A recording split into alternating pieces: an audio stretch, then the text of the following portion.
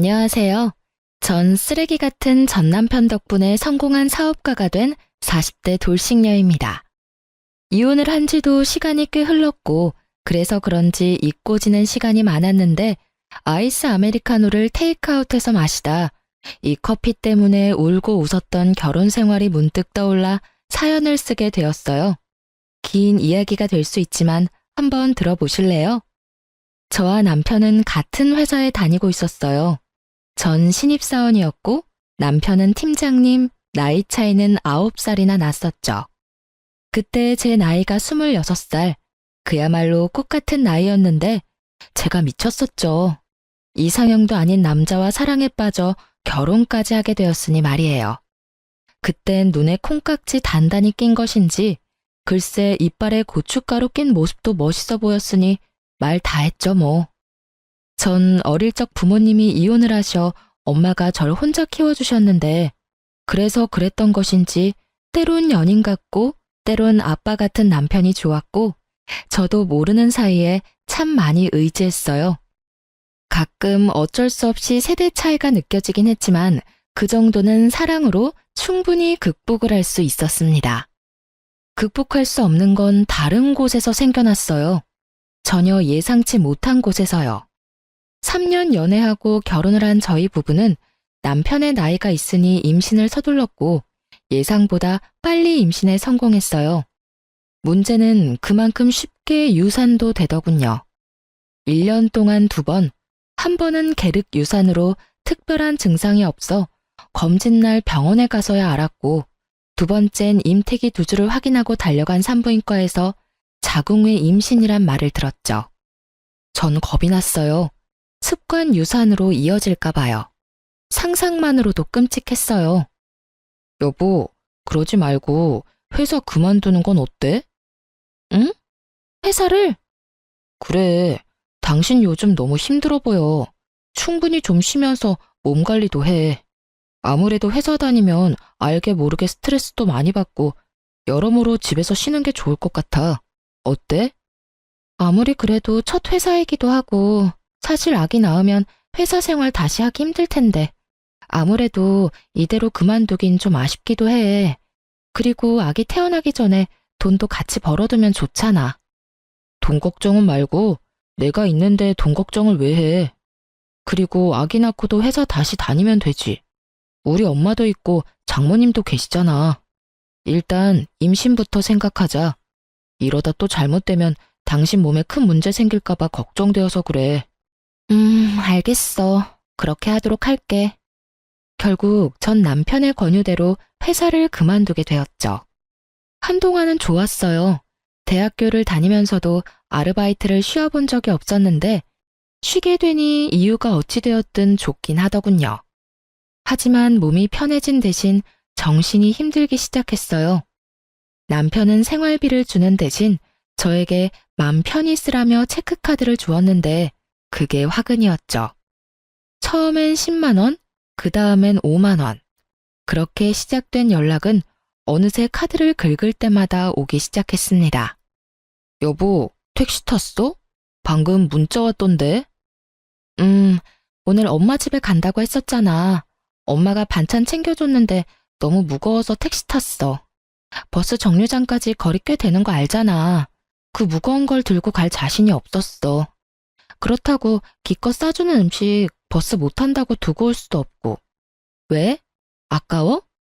아니, 생전 택시 안 타는 사람이 택시 탔다고 문자가 오니까 무슨 일인가 해서 연락했지. 생전 택시 안 타는 사람은 개뿔? 여보, 나도 택시 편한 거 잘 알고 택시 참 좋아라 했어. 그런데 당신이 이렇게 눈치를 주는데 어떻게 택시를 타고 다녀? 눈치를 주긴 눈치 보지 말라니까. 편하게 써, 편하게. 난 그냥 혹시나 카드 분실한 건 아닌가 해서 연락해봤어. 여보, 진짜 눈치 주는 거 아니니까 편하게 써. 눈치란 뜻을 모르는 것인지 남편은 눈치 보지 말라면서 행동은 달라지지 않았어요. 내가 벌어 내가 쓰는 자유로운 소비 생활을 하던 예전과는 달리 남편 돈으로 하는 생활은 생각보다 더 힘들더군요. 이렇게 눈치가 보이다 보니 친구 한 명 만나는 것도 참 그렇더라고요. 아무래도 만나게 되면 어쩔 수 없이 돈을 쓰게 될 테고, 그렇게 되면 또 전화가 올 테니까요. 무슨 연유로 쓰게 됐는지 설명을 하면 그만이지만 그 설명하는 것도 어느 순간 싫더라고요. 그렇게 친구들과 만남을 피하던 어느 날, 제일 친한 친구가 집 근처라며 만나자고 연락이 왔습니다. 집 바로 코앞이라는데 그것마저 거절하기가 좀 그렇더군요. 거기에다 남편의 눈치 때문에 스트레스도 많이 쌓였던 터라 이참에 수다나 떨며 스트레스나 풀고 오자 싶었어요. 그렇게 친구를 만났고 친구는 제 얼굴이 안 됐다며 몸보신을 시켜주겠다고 하더군요. 장어집에 왜 소고기까지 파는 것인지 친구는 장어의 소고기에 닥치는 대로 시켰고 계산할 때 보니 10만 원을 훌쩍 넘겼더라고요. 처녀 때라면 친구가 사준다고 했어도 더치페이를 했겠지만 지금은 계산대에서 한 발 물러서 있는 제가 얼마나 비참하던지. 그런 제 마음을 눈치챘는지 친구가 커피는 저보고 사라고 하더라고요. 전 알겠다며 친구와 커피집으로 향했고 친구는 일부러 브랜드도 없는 테이크아웃 전문점으로 절 이끌더라고요. 아무 말 하지 않아도 제 상황을 다 알아채주고 이해해주는 친구의 배려에 눈물이 왈칵 쏟아질 뻔했어요. 한 잔에 1,800원, 아직도 기억합니다. 두 잔에서 3,600원. 정확히 3,600원을 결제하고 10초도 지나지 않았는데 남편에게서 전화가 오더군요. 일은 안 하고 휴대전화만 들여다보고 있는 것인지 빨라도 그렇게 빠를 수가 없었어요. 여보세요? 당신 오늘 외출한다는 말 없었잖아. 누구 만났어? 커피 마시는 것 같던데. 혜정이 만났어. 나랑 제일 친한 친구. 혜정이가 내 얼굴이 안 좋다고 비싼 점심 사줘서 내가 커피 한 잔 사줬어. 그것도 안 돼? 아니, 난 오늘 나간다는 말 없었는데 갑자기 승인 문자가 오니까 혹시나 해서. 그래, 좋은 시간 보내다 들어가. 그놈의 혹시나 해서. 정말 혹시나의 히읗자만 들어도 치가 떨리는 지경이었어요. 전 그날 결국 폭발을 해버렸고 남편이 돌아오자마자 분노의 랩을 쏟아냈어요. 나왔어. 오늘 재미있게 놀다 왔어? 재미? 재미? 당신 같으면 재미가 있었겠어? 아니, 재미는 있었지. 정확히 내가 커피값을 결제하고 당신이 전화 오기 전까진 말이야. 당신은 일도 안 해? 아니, 회사에 가서 하루 종일 휴대전화만 들여다보고 있어? 어떻게 매번 그렇게 전화를 하냐고. 그러면서 뭐? 눈치 보지 말고 마음껏 쓰라고? 당신 같으면 그렇게 눈치를 주는데 어떻게 눈치를 안 봐? 내가 오늘 혜정이 앞에서 얼마나 창피했는 줄 알아? 혜정이가 오늘 나 얼굴 안 좋다고 밥값만 10만 원 훌쩍 넘는 돈을 썼어. 같이 내잔 말 한마디 못하고 계산대 뒤 멀찍이 서 있는 내 기분이 어땠는 줄 알아? 그리고 나서 혜정이가 커피는 나보고 사라고 해서 커피집 갔는데 바로 코앞에 있던 스타땡땡은 쳐다도 안 보고 저렴한 커피집에 날 데리고 가더라. 혜정이가 왜 그랬겠어? 난 당신이 이런다고 말 한마디 한 적이 없는데 혜정이가 왜 그랬겠냐고. 여보, 진정 좀 해.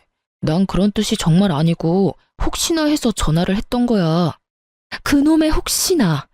혹시나 타령 좀 그만해. 아주 지긋지긋하다고. 카드가 분실될까봐 그렇게 걱정이면 차라리 나한테 현금을 줘. 그럼 내가 딱 쓸 만큼만 들고 다닐 테니까. 이게 도대체 뭐야? 나 이렇게 감시하고 돈으로 치사하게 굴려고 결혼하자고 했어? 이딴 식으로 눈치 주려고 회사까지 그만두라고 했냔 말이야. 전 그야말로 대성통곡을 했습니다. 너무 서러웠어요. 그간의 서러움이 폭발하고 나니 쉽게 진정이 되지 않더군요.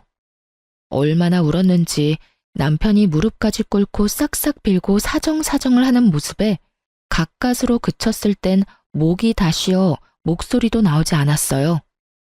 내가 진짜 미안해. 당신이 그렇게까지 생각할 거라곤 생각도 못했어. 난 정말 혹시나. 아니, 그게 사실은 갑자기 외벌이가 되니까 나도 모르게 불안했나 봐. 미안해. 앞으로 절대 그런 일 없을 거야. 그냥 앞으로는 당신 통장으로 생활비 보내줄게. 그럼 됐지? 그래서 얼마나 보내줄 건데? 넉넉하게 보내줄 테니까 생활비 걱정하지 말고 써.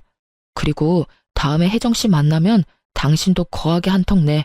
그럼 됐지? 이제 그만 울고 화도 좀 풀자. 응? 이러다 몸 상하겠어. 또 나한테 그런 걸로 눈치 주기만 해봐. 그땐 진짜 나도 가만 안 있을 거야. 임신이고 뭐고 당장 취업해 볼 테니까. 알겠어? 알겠어. 다신 그러지 않겠다고 약속할게. 그날 이후 남편은 약속한 대로 생활비를 제 통장으로 입금해 주기 시작했어요. 금액은 넉넉했냐고요? 아니요. 겨우 생활만 가능한 금액이더군요. 그치만 전 그조차도 좋더라고요. 어찌되었든 남편의 눈치 보지 않고 생활할 수 있는 게 어디냐 싶었으니까요. 그렇게 남편은 어떨지 몰라도 제 마음에는 평화가 찾아왔고 한동안은 살만했어요. 한동안은요. 평화는 그리 길게 가지 않았고 남편은 더욱 치사해져 갔습니다.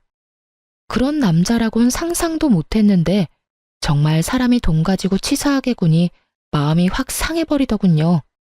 생활비에 자유를 준 남편은 친정과 시댁에 차별을 두기 시작했고 그 차별은 점점 더 심해져만 갔습니다. 친정보다 시댁에 용돈을 더 많이 주는 것까진 이해하려고 애썼습니다. 말이야 바른말이라고 장모님보다 자기 집에 도움을 더 주고 싶은 걸 어떻게 뭐라고 하겠어요. 어쩌다 한 번 드리는 것도 아니고 매달 드리는 용돈 부담일 수도 있겠다 싶었죠. 하지만 그 많지 않은 돈도 어느 순간부터 드리지 않기 시작했어요. 남편은 통장을 차곡차곡 모으는 것이 습관 같은 사람이었는데 가끔 저에게 통장 정리를 맡기곤 해 어렵지 않게 알 수 있었죠. 너무 섭섭한 마음에 당장이라도 따지고 싶었지만 참았어요. 따져봤자 또 몇 달 주다 말 거 입만 아프겠다 싶었으니까요. 그런데 명절에 시댁엔 두둑한 봉투에 한우 선물 세트를 드리면서 저희 집엔 회사에서 계약직 사원들에게 주고 남은 스팸 선물 세트 2박스를 주는데 속된 말로 제 꼭지가 돌아버렸습니다. 제가 같은 회사에 다녔다는 사실을 까맣게 잊고 스팸 선물 세트를 챙겨온 것인지 아니면 회사에서 남는 걸 가져왔다는 사실을 알아도 상관없는 것인지 그딴 것들은 알 필요도 없었어요. 전자가 되었든 후자가 되었든 저를 무시하고 있다는 사실은 변함이 없었으니까요. 친정에서 어떻게 지내다 집으로 돌아온 것인지 기억도 나지 않더군요. 그저 엄마에게 티내지 않으려 죽을 힘을 다해 표정 관리하는데 온 신경이 가 있었어요. 집으로 돌아온 저는 남편에게 따져 물었죠. 당신 진짜 이럴 거야? 잘 쉬고 와서 또 왜 그래? 왜 그래? 정말 몰라서 물어? 스팸 선물 세트가 뭐야, 스팸 선물 세트가. 사람 무시하는 것도 정도가 있지. 심지어 그거 회사 계약직 사원들 주고 남은 거잖아. 그게 뭐 어때서? 선물 세트 좋잖아. 장모님 반찬하기 귀찮을 때 간편하게 구워 드시면 되고 얼마나 좋아? 거기다 2박스나 가져다 드렸다고 1년은 드실 수 있겠네. 뭐? 그렇게 좋으면 당신 집에 스팸 드리고 우리 집에 한우 선물 세트 드리지 그랬어. 우리 엄마도 한우 좋아해. 혼자서 3인분도 충분히 드신다고. 당신 요즘 우리 엄마한테 용돈 안 드리는 것도 진작 알았는데 그냥 넘어갔어. 100번 양보해서 매달 드리는 장모님 용돈 부담스러울 수도 있겠다 싶어서. 그런데 1년에 2번뿐인 명절에 꼭 이렇게까지 차이나게 해야 하는 거야? 차별도 정도껏 해야지. 이건 해도 너무 심하잖아. 심한 건 당신 아니야? 내가 아예 안 챙긴 것도 아니고 드리긴 했잖아. 그리고 내가 힘들게 번 돈인데 왜 우리 집에 스팸 선물 세트를 드리냐? 내가 미쳤어? 그리고 말이 나왔으니 하는 말인데 내 돈으로 내가 우리 집에 더 좋은 선물 사준다는데 그게 당신이 이러고 따질 일이야? 와, 당신 진짜 말 한번 뻔뻔하게 잘한다. 이러려고 나보고 회사 그만두라고 한 거야? 이렇게 돈 가지고 치사하게 굴려고? 당신 원래 이런 사람이었어? 이런 사람인 줄 알았으면 회사 계속 다녔을 거야. 아니, 애초에 당신이랑 결혼하지도 않았어. 나야말로 당신이 남편 등골이나 쭉쭉 빼먹는 여자인 줄 진작 알았으면 당신 같은 여자랑 결혼 안 했어. 이거 왜 이래? 지금 말 다 했어? 등골이나 쭉쭉 빼먹는 여자? 참, 내가 기가 막혀서. 남들이 들으면 쭉쭉 빼먹을 등골이나 준 줄 알겠어. 당신이 준 생활비론 관리비 내고 이것저것 요금 내고 나면 남는 것도 없어. 그 코딱지만큼 남은 돈으로 먹을거리 해내는 게 쉬운 줄 알아? 그 코딱지만한 돈도 못 버는 주제에 어디서 돈 타령이야? 하여튼 내 돈으로 내가 어느 집에 얼마만큼 해주는 것까지 상관하지 마. 알겠어? 뻔뻔한 것도 정도가 있지 말이야. 아, 진짜 사람 피곤하게 가지가지 한다. 도리어 큰 소리를 치는 남편을 보는데 할 말이 없더군요. 어쩌다 내 남편이 저렇게 변한 것일까? 아니, 애초에 저런 사람이었는데 내가 몰랐던 걸까? 별의별 생각이 다 들었어요. 그날 이후 저희는 급속도로 사이가 멀어졌고 대화도 사라졌죠. 남편의 행동도 치사하고 서러운데 시모도 절 가만두지 않기 시작했습니다. 남편이 저와 사이가 좋지 않다는 것을 일러바치기라도 했는지 명절이 지난 후부터 시모는 연락도 없이 저희 집을 불쑥 찾아오는 일이 잦아지더군요. 처음엔 벨이라도 누르시더니 어느 순간부턴 제 집인 양 비밀번호까지 누르고 들어오시는데 막을 방도가 없었어요. 개념도 예의도 없이 밀고 들어오신 어머님이 하시는 일은 늘 같았어요. 어휴, 살림은 제대로 살고 있는 거는 맞니? 이 반찬은 오늘 새로 한 거 맞아? 그날 먹을 양만큼만 만들고 밥상에 같은 반찬 올리는 일은 없도록 해라. 혹시나 남으면 버리지 말고 네가 꼭 다 먹으렴. 음식 버리면 벌 받는다. 화장실 청소는 깨끗하게 했지? 다 하고 꼭 마른 수건으로 다 닦는 거 잊지 말고. 혹시나 우리 아들 넘어지는 일은 없어야 한다. 알겠니? 보시면 아시잖아요. 늘 어머님이 바라시는 대로 유지하고 있어요. 늘 같은 말씀 지겹지도 않으세요? 지겹기는 매번 말해야 네가 잊지 않지. 머리에 잘 새기라고 하는 말이야. 아참, 그리고 생활비는 낭비하지 말고 꼭 필요한 것만 사. 너 혹시 친정에 돈 같은 거 주는 건 아니지? 네 주머니에 있다고 네 돈이 아니란 걸 늘 기억하고 행동하렴. 너도 회사 생활 해봤으니 알 거 아니니? 돈 벌기가 얼마나 힘드니? 우리 아들은 네 생활비 주느라 밤낮 없이 일하는데 넌 집에서 놀면서 돈이나 펑펑 쓰고 그 팔자 참 부럽구나 부러워. 임신한다고 회사까지 그만뒀으면 무슨 소식이라도 있어야지. 임신도 못해 돈을 벌기는커녕 집구석에서 놀고 먹어. 우리 아들만 고생이구나. 그놈의 돈 버는 아들 유세. 정말 말로도 목을 조여올 수 있다는 걸 그때 알았습니다. 상황이 이렇다 보니 임신은 꿈과 같은 것이었습니다. 차라리 회사에 다닐 땐 임신이라도 됐었는데 퇴사 이후엔 임신이 된 적조차 없었으니까요. 거기에다 남편과의 사이도 좋지 않으니 임신에 대한 의지마저 사라진 지 오래였어요. 참고 또 참던 저는 이대로는 안 되겠다는 생각이 들었고 몰래 가지고 있던 비상금을 쓰기로 했어요.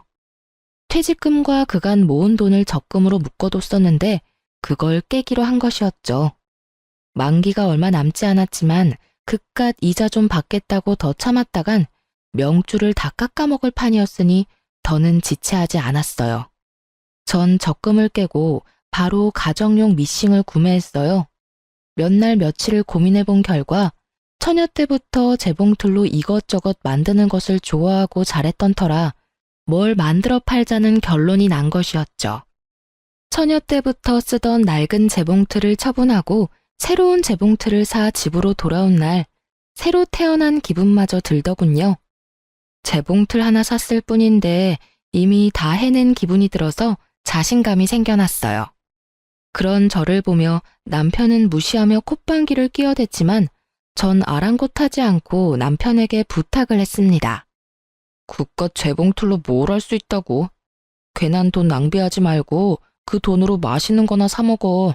그게 남는 거야. 아, 내 일에 관심 좀 꺼줘. 그리고 이왕 대화한 김에 한 가지만 부탁할게. 어머님께 당신이 우리 집에 좀 적당히 오라고 해줘. 나도 집에서 마냥 노는 거보단 뭐라도 하는 게 당신한테 더 좋지 않아? 혹시 알아? 내가 당신보다 더 많이 버는 날이 올지. 당신이 좋아하는 혹시 모르는 일이 일어날 수도 있는 거잖아. 그러니 힘겹게 마음먹은 사람 괜히 마음 들쑤시지 마시고 집에 좀 적당히 오시라고 해. 한동안 아예 안 오시면 좋고. 부탁할게. 아주 큰일 하신다, 큰일 하셔. 그래도 한 집안의 며느리라는 여자가 집에 시어머니도 못 오게 하면서까지 일한다고 이 난리를 피우고 말이야. 얼마나 큰 돈 벌지 두고 볼게. 그나마 그 기계값이라도 건지면 다행이라고 본다마는. 여러분은 그 욕을 아시나요? 그 손가락 욕이요. 지금 와서 하는 말이지만 남편이 저딴 말을 짓거릴 때마다 뒤통수에 대고 그 욕을 얼마나 했는지 몰라요. 하여튼 남편은 재차 콧방귀를 뀌어댔지만 시모에게 말은 한 것 같았어요. 그날 이후 시모는 찾아오지 않았으니까요. 찾아오지 않는 대신 전화가 자주 오기 시작했지만 그쯤이야 견딜만 했죠. 그렇게 전 밤낮 없이 판매할 수 있는 제품을 만들어내는데 많은 시간을 보냈죠. 몇 달의 시간이 지나고 드디어 만족할 만한 상품을 만들어낸 저는 사업자 등록을 하고 온라인으로 판매를 하기 시작했어요. 첫 주문이 들어온 날 혼자 숨죽여 얼마나 울었는지 몰라요. 얼마 만에 벌어보는 돈인지 정말 첫 월급 탔을 때보다 훨씬 더 기쁘더라고요. 그렇게 첫 달 12만 원에서 시작한 제 매출은 8개월 차에 남편의 월급을 뛰어넘더라고요. 하루에 3시간 이상 자본 적이 없었고 재봉틀을 밟지 않을 땐 무조건 공부하고 연구한 결과가 운 좋게도 빠르게 나타나 주었습니다. 단골도 늘어나고 신규 회원 유입도 많아지니 그만큼 주문량도 늘어갔습니다.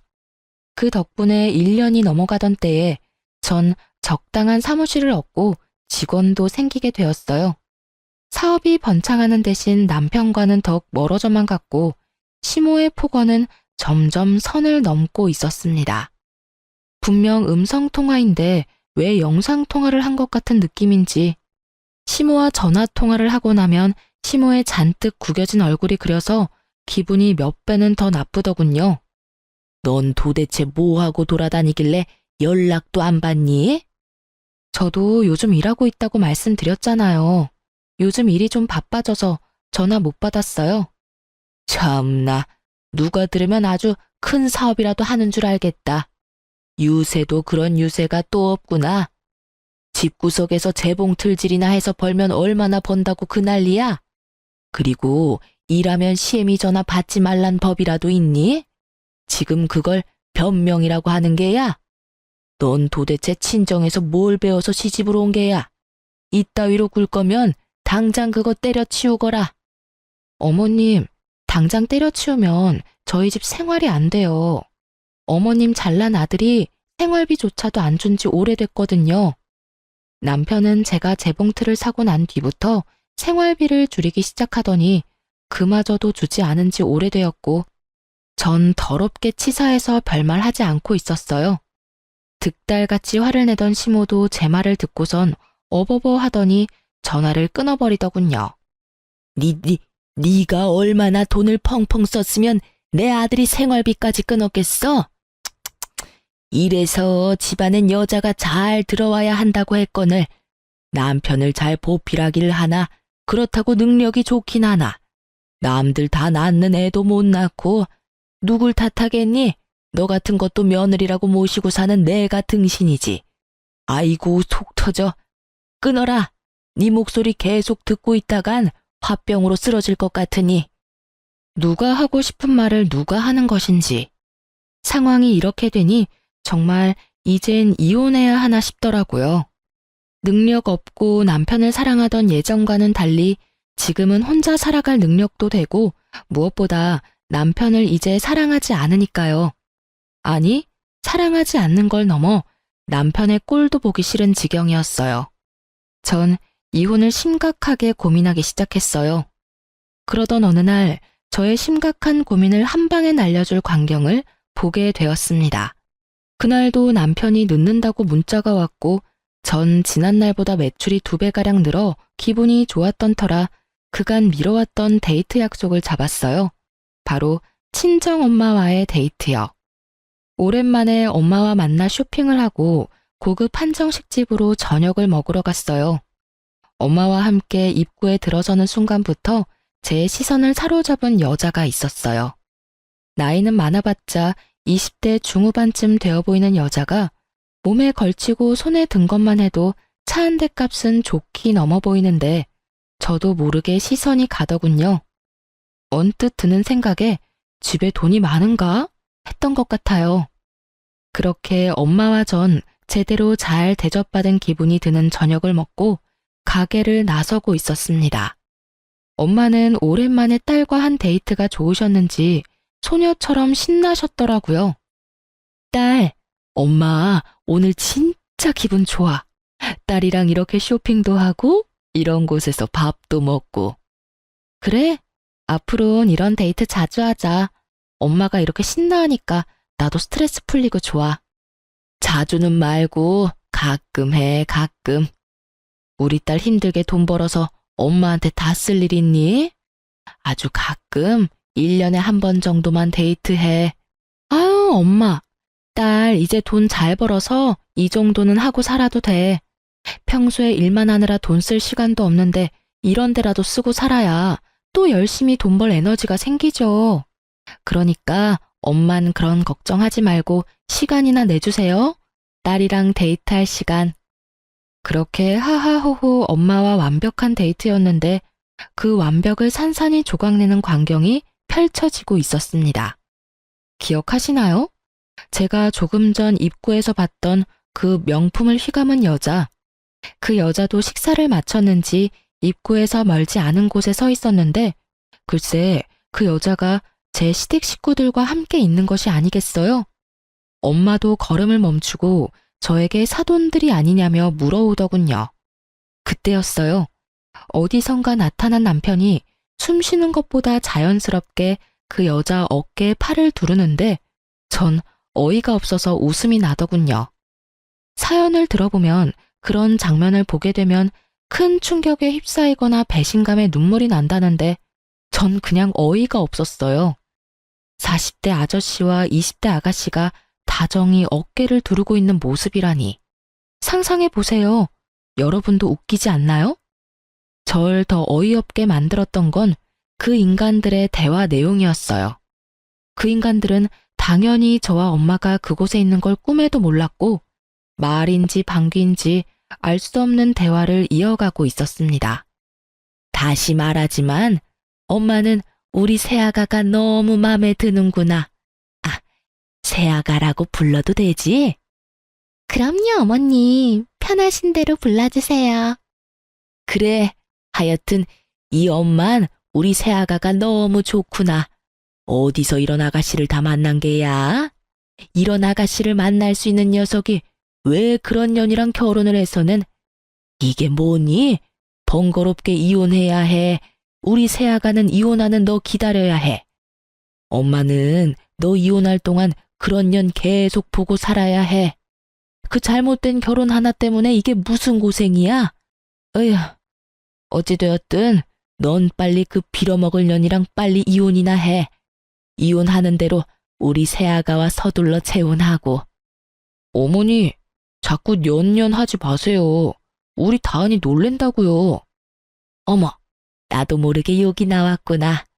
놀랬니? 아니에요, 어머님. 오빠한테 들어보니 욕먹을만 하더라고요. 집에서 놀고 먹으면서 집안일도 제대로 안 하고 돈 타령만 한다고 하던데. 욕 들어도 싸죠, 어머님. 그렇지? 역시 우리 새아가는 나랑 통하는구나. 그래서 말인데, 새아가 넌 혹시 우리 아들이랑 결혼하면 회사는 어떻게 할 거니? 저요? 당연히 그만둬야죠. 뭐? 그만두고 집에서 오빠 내조나 하려고요. 오빠, 내가 내조 잘해줄 테니까 걱정하지 마.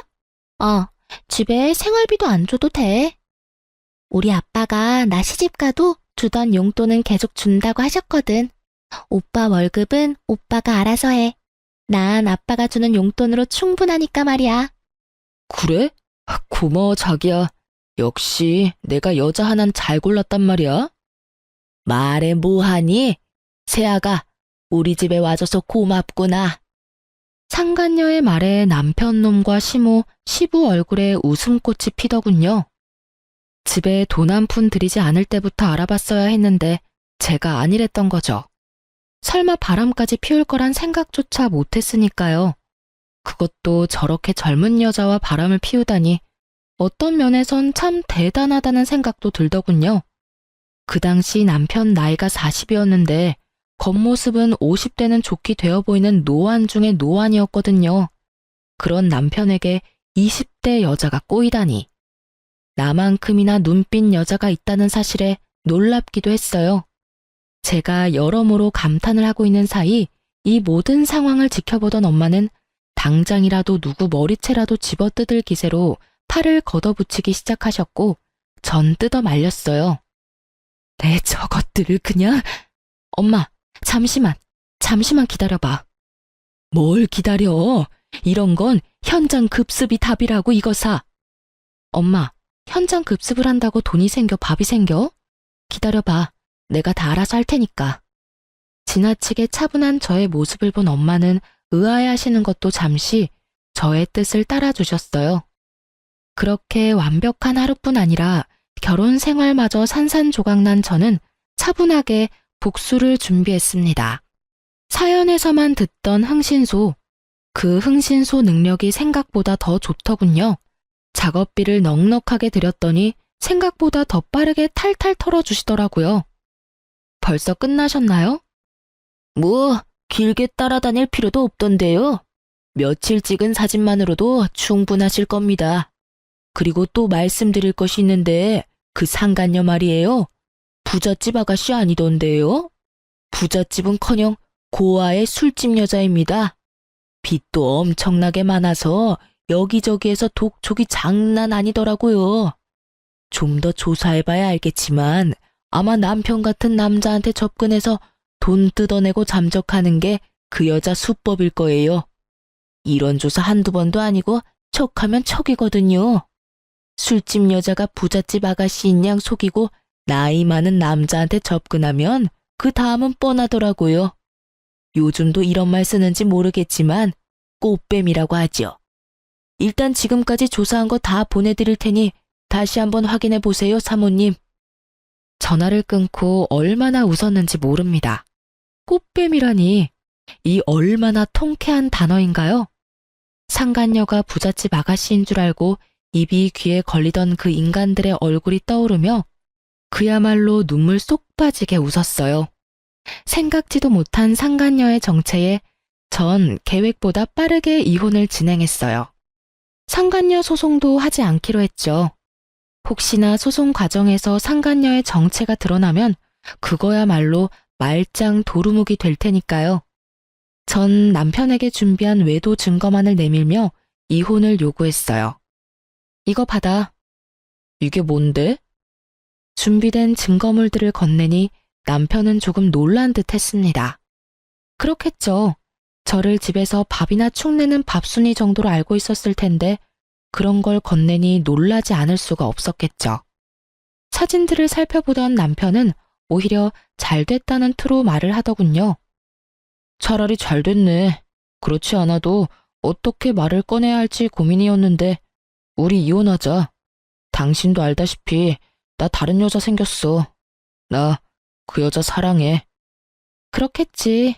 사진으로 보니까 죽고 못 사는 사랑이던데. 당연히 이혼해줘야지. 정말? 정말 나랑 이렇게 쉽게 이혼해준다고? 그럼 내가 울고불고 매달리면서 이혼 못한다고 할 줄 알았어? 그건 아닌데. 하여튼 그래서 바로 이혼해준다고? 말을 더듬는 꼴을 보니 그럴 것이라 예상했던 모양이더라고요. 하긴 저에게 관심이 정말 하나도 없으니 그렇게 생각하는 것도 무리는 아니란 생각이 들었어요. 자기만 잘난 줄 아는 남편놈에게 당장이라도 제 수입을 확 까보이며 저 콧대를 확 눌러주고 싶었지만 이혼할 마당에 긁어부스럼 만들 것 없으니 꾹 참고 말했어요. 그 대신 조건이 있어. 조건이 뭔데? 이 집 나한테 넘기고 당장 나가. 뭐? 이 집을 달란 말이야? 당신 지금 조용하고 빠르게 이혼하고 싶을 거 아니야. 조사해보니까 이 여자 걸치고 들고 있는 것만 해도 차 한 대 값은 우습게 넘더라? 아주 잘 물었던데? 그런 여자가 당신 같은 유부남 좋다고 할 때 빨리 정리하고 재혼해야 하는 거 아니야? 그건 그렇지만 집은 너무하잖아. 한두 푼짜리도 아니고 이 집이 얼만 줄이나 알아? 잘 생각해. 난 당신이 이 집 주지 않으면 있는 힘껏 지저분하게 굴어서 그 여자도 당신도 지긋지긋해서 치를 떨게 만들어줄 자신 있어. 뭐 그러다 보면 회사에 소문도 퍼질 테고. 계산 빠른 당신이라면 이미 타산 나왔을 텐데. 어때? 이 집 정도면 싸게 이혼하는 거 아니야? 이 집만 주면 상간녀 소송도 안 할게. 나도 그 정도 양심은 있어. 남편은 잠시 고민하는 듯 하더니 이내 알겠다고 하더군요. 집 명의 이전을 하고 이혼을 마무리하던 날, 전 정말 쾌재를 불렀습니다. 이혼한다고 하면 다들 안쓰럽게들 보던데 전 정말 새로 태어난 기분이었어요. 이혼도 하고 집도 가지게 된 저는 차분히 기다렸습니다. 저를 버리고 택한 상간녀가 알아서 저의 복수를 다 해줄 테니까요. 전 흥신소를 통해 남편과 상간녀의 뒤를 꾸준히 밟고 있었고, 저의 구세주 상간녀는 전 남편과의 결혼을 요리조리 피하며 전 남편의 재산을 야금야금 축내고 있더군요. 저에게 체크카드 한 장 주고 그렇게 전화질을 해대던 전 남편 놈은 꽃뱀에 홀리긴 단단히 홀렸는지 차까지 사주더군요. 상간녀의 목표는 그것이 끝이 아니었는지 며칠 뒤에 명품 짝퉁 시계를 사주며 프로포즈했고, 남편 놈은 그 시계를 바라보는 눈에서 꿀이 떨어지더군요. 짝퉁인 줄도 모르고 침을 질질 흘리는 꼴이 혼자 보긴 너무 아깝더라고요. 하여튼 짝퉁 시계 프로포즈 받고 완전 정신을 놓아버린 전 남편은 큰 돈을 현금으로 뽑아 상간녀에게 전해줬고, 그것이 두 사람이 함께하는 마지막 사진이었어요. 전 남편에게 큰 돈을 받은 상간녀는 그 돈으로 빚을 갚고 지방으로 잠적해버렸고, 전 남편은 그야말로 폐인이 되어버리더군요. 모르긴 몰라도 차에 돈다발까지 갖다 바쳤으니 그 대출금만 해도 어마어마했겠죠? 전 상간녀를 어떻게 할지 고민하다가 경찰에 신고해 숨은 위치를 알려줬어요. 전 남편만 아니라 사기당한 사람이 한두 사람이 아니란 걸 알고 있었던 터라 그냥 넘길 순 없었거든요. 아마 징역은 피할 길이 없을 것입니다. 받은 돈은 다 썼을 테고 돈 나올 구멍조차 이제 없을 테니까요. 그리고 까만 봉지에 소주를 사들고 가는 폐인 전 남편의 사진을 마지막으로 전 흥신소와의 인연도 끝이 났습니다. 굳이 제 손을 더럽히지 않고도 이렇게 통쾌한 복수했다는 사실에 참 많이 기쁘더군요. 통쾌한 복수만큼 제 사업도 참 통쾌하게 커가고 있었어요. 전 남편이 나락으로 가는 사이 작은 파우치로 시작했던 제 사업은 어느새 의류도 제작하기 시작했어요. 사업이 번창하기 시작하니 어느새 전 공장까지 돌리는 사장님이 되어 있더군요. 워낙 기술이 좋으신 어르신들이 입사해 주신 덕분에 좋은 퀄리티의 의류를 완성할 수 있었고 꾸준히 매출이 상승해 주었습니다. 그렇게 전 오래 꿈꿔왔던 일을 이룰 수 있게 되었어요. 바로 절 혼자 키우느라 고생이 많으셨던 엄마에게 집을 장만해 드리는 일이요. 정말 그런 날이 오면 좋겠다 하고 꿈만 꿨었는데 이런 날이 오다니 행복하더군요. 전 조금이라도 괜찮은 집을 찾아보려 발품을 팔고 다녔고 그날도 아침 일찍 중개사분을 만나 집을 돌아보고 있었어요. 공장으로 출근을 해서 저도 제작을 하고 있던 터라 아침밖에 시간이 되지 않았죠. 중개사분과 인사를 나누고 엘리베이터를 탔는데 그곳에 생각지도 못한 인물이 있더군요. 그 인물은 바로 청소부 옷을 입은 전시모였습니다. 청소 도구들에 둘러싸인 전시모를 보는데 전 꿈인가 싶었어요. 하지만 저를 발견한 전시모가 호들갑을 떨며 아는 척을 해오는데 아, 현실이구나 싶더군요. 어머, 얘, 너 여기 웬일이니? 너 여기 사니? 아니요, 그건 아닌데 볼 일이 좀 있어서요. 순간 자신이 청소부 옷을 입고 있다는 사실마저 잊은 것인지 호들갑을 떨며 아는 척을 해오던 전시모는 아래 위로 훑는 제 시선에 멋쩍은 듯 묻지도 않은 사연을 줄줄 뱉어내기 시작했습니다. 아휴, 어쩌다 보니 이러고 있다. 너랑 이혼하고 만난 여자가 엄청 부잣집 딸인 줄 알았더니 글쎄 사기꾼이었지 뭐니. 부잣집은커녕 고아의 술집에서 굴러먹던 물건이었다고 하더구나. 아이 그것도 모르고 차 사주고 대출까지 받아가면서 돈까지 갖다 줬다지 뭐냐. 그 정신 나간 녀석 누가 경찰에 신고해줘서 운 좋게 그 여자는 잡았는데 잡으면 뭘 하니. 그 많은 돈은 이미 사채업자들한테 다 가져다 주고 한 푼도 없는데. 아, 그러셨어요? 그래. 그러니 어떡하겠니?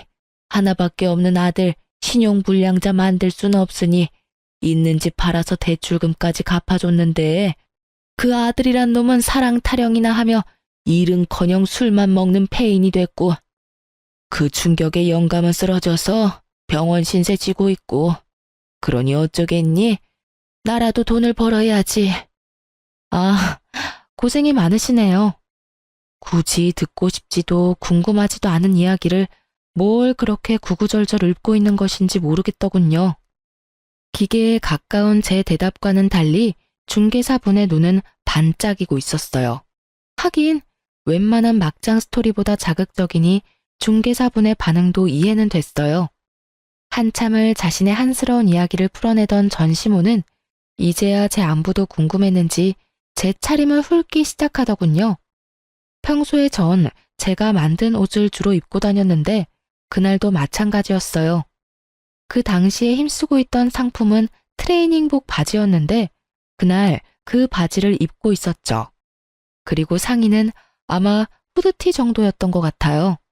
차려입은 차림이 아닌 편한 차림이었으니 시모 눈엔 자신과 비슷한 처지로 보였나 봐요. 뭐 너도 꼴을 보아하니 알만하구나. 집 한 채 뜯어가더니 그걸로 사업이라도 하다가 말아먹었니? 복상 망했니? 아무리 그래도 젊은 애가 좀 꾸미고 다니지 운동복 차림이 뭐니? 망했냐며 물어보는 전시모의 미소가 얼마나 역겹고 더럽던지.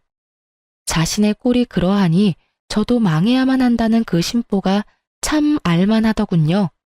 오던 복도 도망가게 하는 그 섬뜩하고도 비열한 미소를 보며 전 대답할 가치를 잃었어요. 제가 아무 말 하지 않고 있자 제 어깨를 두드리며 무슨 말을 하려는 듯 했는데 전 빠르게 손을 피해버렸어요. 그런 저의 행동에도 민망하지도 않은지 전시모는 갈 곳 잃은 자기 손을 거두고 말하기 시작하는데 위로랍시고 하는 말이 전혀 와닿지는 않더군요. 망하면 또 어떠니? 나이도 젊은데. 그러지 말고 다시 우리 애랑 잘해보는 건 어떠니? 둘이 힘 합쳐서 장사라도 하면 좋을 텐데 아예 다 말아먹은 건 아니지? 어디 학교 앞에 가게라도 얻어서 떡볶이집이라도 하면 너하고 우리 식구 밥은 먹고 살진 않겠니? 잘 생각해보렴. 그나저나 넌 여기 무슨 일이니? 이 아침부터. 전 다시 우리 애랑 잘해보는 건 어떠니에서부터 전시모의 뻔뻔함에 잠시 정신줄이 나가버렸고 그저 멍하니 전시모를 보고 있었어요. 제가 아무런 말도 하지 않고 있자 돌아가는 상황을 대충 알아챈 중개사분이 나서주시더라고요. 아유, 여기 엘리베이터는 왜 이렇게 느려? 그렇죠, 사장님? 아, 네? 네. 좀 그렇네요.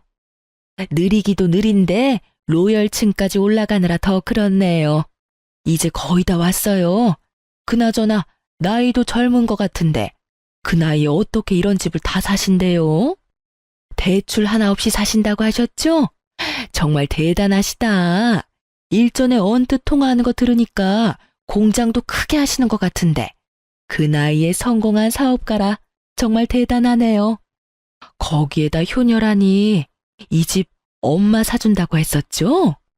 굳이 제 사정을 풀어서 이야기해주는 중개사분을 보니 어떤 의도인지 알 것 같아 감사한 마음으로 장단을 좀 맞추기로 했어요.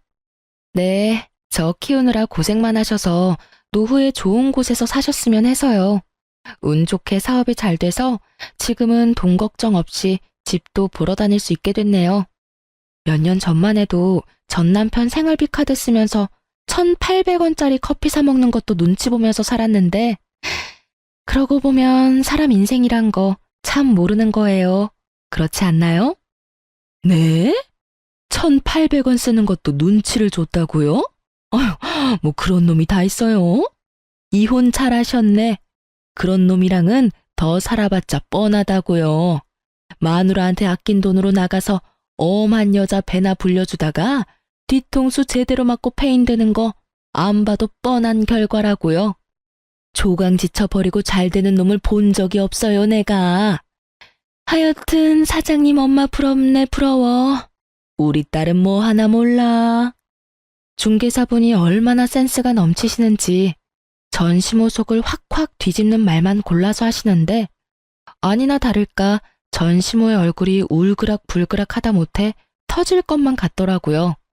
그 순간 엘리베이터는 경쾌한 효과음을 내며 문이 열렸고 저와 중개사분은 승리의 미소를 지으며 엘리베이터에서 내리려고 할 때였어요.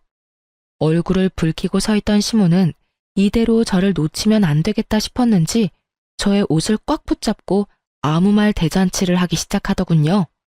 예, 내 말 좀 들어보고 가라. 왜 이러세요? 이거 좀 놔요. 예, 나 좀 살려다오. 나 이렇게 더는 못 살겠어. 그러니 네가 날 좀 살려다오. 제가 왜요? 그래도 우리가 한때는 가족이었잖니. 다시 우리 아들이랑 합쳐라 이런 이야기는 하지 않으마. 나도 그 정도 양심은 있고 누울 자리 보고 발 뻗는 사람이다 이거야. 대신 이혼할 때 뜯어갔던 그 아파트 값은 다시 내놓으렴. 너 들어보니 돈도 많이 번 것 같고 이 정도 아파트 대출도 없이 살 수 있는 능력이면 그 정도 돈은 껌값 아니니? 그러니까 그 돈은 다시 뱉어내란 말이야. 네가 그 돈만 다시 돌려주면 내가 2번 다시 네 눈앞에 띄지 않으마. 너도 나 이렇게 사는 꼴 봤으니 마음이 편치 않을 거 아니냐. 너 착한 애잖니. 불쌍한 사람 보면 그냥 못 지나치는 그런 애잖니. 지금 나만큼 불쌍한 노인네가 또 어디 있겠어? 하나뿐인 남편은 쓰러져서 병원 신세 나지고 하나뿐인 아들은 술만 먹는 폐인이 되어버리고 나 불쌍하지 않니? 그러니 그 돈 다시 토해내란 말이야. 참 뻔뻔하시네요. 가족? 절 단 한 번이라도 가족으로 생각하신 적이 있으셨나요? 제 기억엔 단 한순간도 그런 적이 없었는데 이제 와서 가족 타령이라니요. 그리고 지금 그쪽 모습 하나도 안 불쌍해요. 너무 잘 어울리셔서 깜짝 놀랐는걸요? 그러니 천직이다 생각하시고 부지런히 일하세요. 전 제 돈 드릴 생각은 전혀 없으니까요. 그 돈이 왜 네 거야? 엄연히 우리 아들 돈으로 산 아파트였는데. 네가 우리 아들한테 협박해서 뺏어간 거 누가 모를 줄 알아? 내놔. 내놓으라고. 내가 너 그 돈 줄 때까지 괴롭힐 거야. 내가 그 돈 꼭 받아내고야 말 거라고. 아니다. 아가, 내가 미쳤었나 봐. 방금 전에 내가 한 말은 있거라. 아가야, 그러지 말고 한 번만 도와주면 안 되겠니? 그 돈 다 주는 게 싫으면 그 반만 줘도 된단다. 아니, 그 반에 반이라도 괜찮아. 심지어 정신이 오락가락하는 전시물을 보고 있는데 이대로 있다간 정말 큰일 나겠다 싶더군요. 전 전시모의 손을 획 뿌리치며 엘리베이터를 벗어났어요. 그리곤 닫히는 엘리베이터 문틈 사이로 말해주었어요. 꿈도 꾸지 마세요. 단돈 1원도 드릴 일은 없을 테니까요. 닫히는 문틈 사이로 전시모의 표정은 정말 가관이었습니다. 잔뜩 일그러진 그 표정 정말 볼만하더군요. 엘리베이터 안 전시모는 절규하기 시작했고 제가 집을 다 둘러보고 나올 때까지 여전히 제가 있는 층에서 절규를 멈추지 않고 있더군요.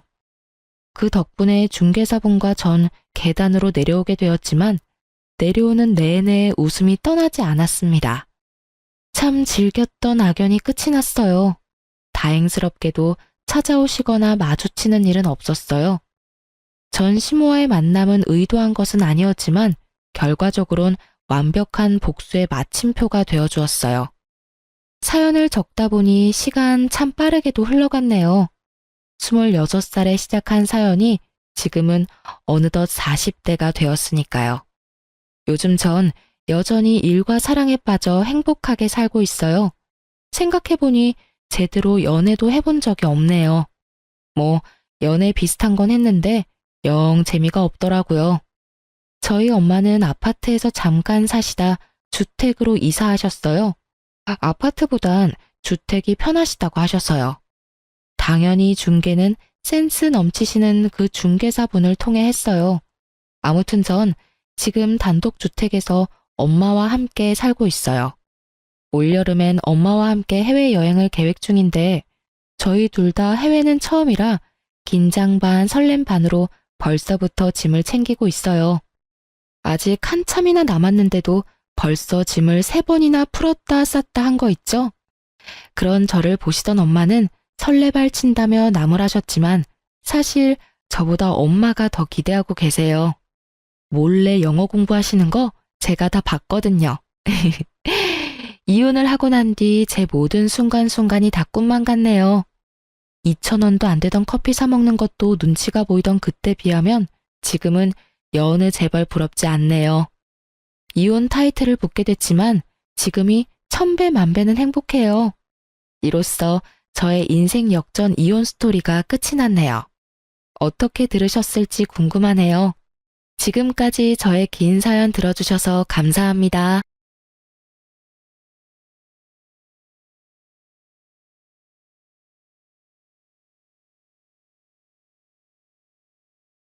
안녕하세요.